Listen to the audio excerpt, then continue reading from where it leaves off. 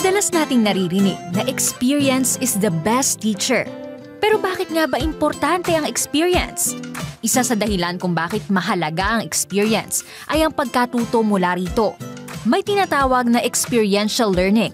Ito ay ang pagkatuto sa pamamagitan ng pagsasanay na gawin ang isang bagay. Ang pinakamahusay na paraan upang matutunan ng isang bagay ay maranasan ito. At ang karanasang ito ang nakatutulong upang mas matandaan ang mga detalye o impormasyon sa isang pangyayari.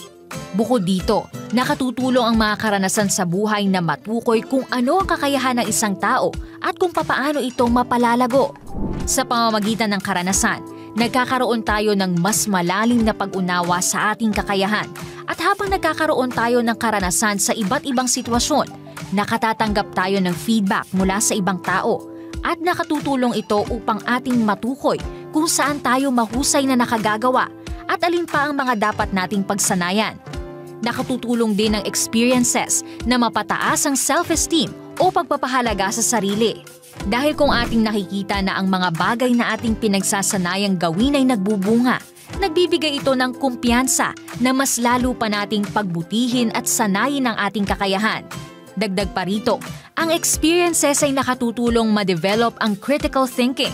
Dahil sa pamamagitan ng iba't ibang karanasan ay nahahasa ang pag-iisip na gumawa ng isang matalinong pagdedesisyon. Ito ay ilan lamang sa importansya ng experiences. Marami pa tayong mararanasan sa buhay, pero huwag kalimutan na palaging magtagubilin sa Diyos na maawain. Now you know!